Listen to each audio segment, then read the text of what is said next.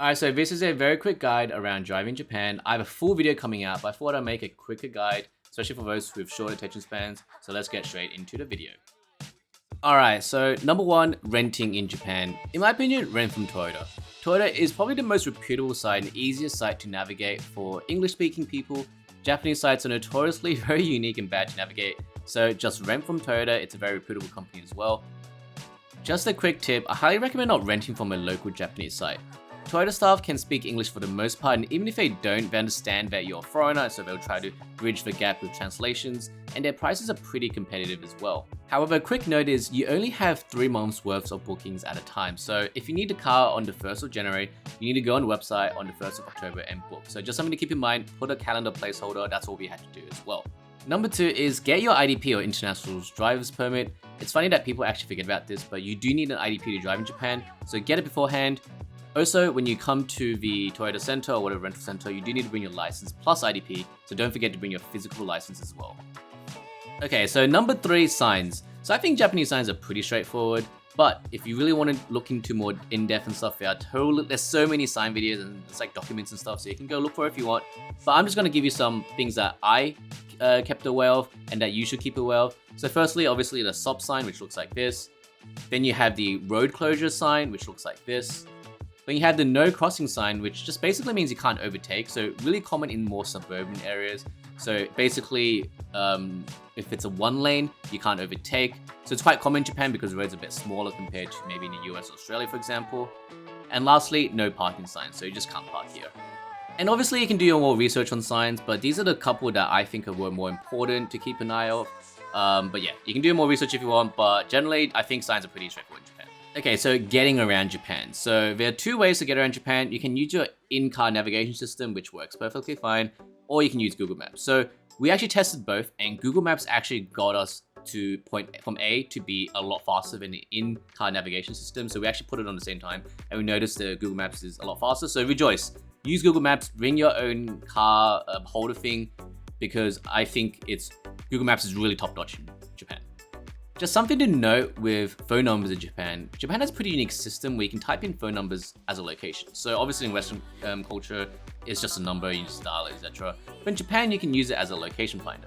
So for example, let's say you're using in-car navigation and you're trying to type the location in, but you can't because you can't type in, you don't know how to write in hiragana, kanji, or katakana, and there's no English like translation stuff. So all you need to do is actually take the phone number and plug it in instead. And generally, the phone numbers are actually linked to the location, which is a really cool feature in Japan. So especially if you're using in-car navigation systems where English characters are probably not present, that's something that you can get around to get to a location. Hopefully that makes sense. But generally, phone numbers, remember, are a pin to a location. Even if it doesn't get you directly to a location, it will still get you around that location. Alright, number 5 is drive on down, hit that like to subscribe button. Okay, I'm kidding. Alright, let's go to action number 5, which is about speeding. Alright, so speeding is an interesting topic in Japan. And I'm not going to tell you to speed or not to speed because obviously I get in trouble, so I want to read some stuff off Wikipedia. So, although there is no official tolerance for exceeding the speed limit, most drivers in Japan tend to drive over the speed limit on major roads. Police enforcement varies depending on the jurisdiction, officers, traffic flow, and street types, but 19 km per hour or 12 miles per hour above the speed limit on an expressway, or 14 km per hour or 8.7 miles per hour above the limit are generally tolerated on other streets. So, I know I'm just summarizing via Wikipedia, but this gives you an idea that speeding is somewhat normal in Japan. Now, I'm not going to tell you to go speed, like just stick to regular limits, etc. But take a look online, read the Wikipedia page, which I'm going to link in below, because it's actually kind of interesting. Speeding is very interesting in Japan. Generally, a lot of people will do it, and you will notice it. It's really up to you how you want to just interpret things, you know what I mean? So yeah. Alright, so parking's pretty interesting in Japan. In Japan, there are these parking hubs, and basically you pay money. You basically go into your parking spot, and then you leave, and you come back, and then you pay the parking spot, and then you basically leave. But pretty similar to generally any type of parking spot. A lot of these are open, so if you go in winter, you're probably going to get snow in your car. So just put your wipers up, and you got to defrost a bit as well. But yeah, just something to keep in mind, in winter, it is kind of a bit of a pain because most of the parking lots are open. Okay, so finally, I'm going to talk about tolls. Now, in Japan, you can use the ETC card, so ask Toyota for the ETC card, and they'll plug it into your car, and it's basically a toll tag. And at the end of the trip, they'll basically ask you to pay the full amount. So it's automatic.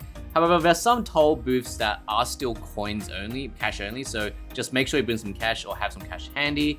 And finally, tolls is very expensive in Japan, so just keep that in mind if you're traveling by tolls. Do a check in Google Maps, see which is more expensive, and if it's not that much longer through non-tolls, just go for the non-toll route, because honestly, tolls can be pretty expensive.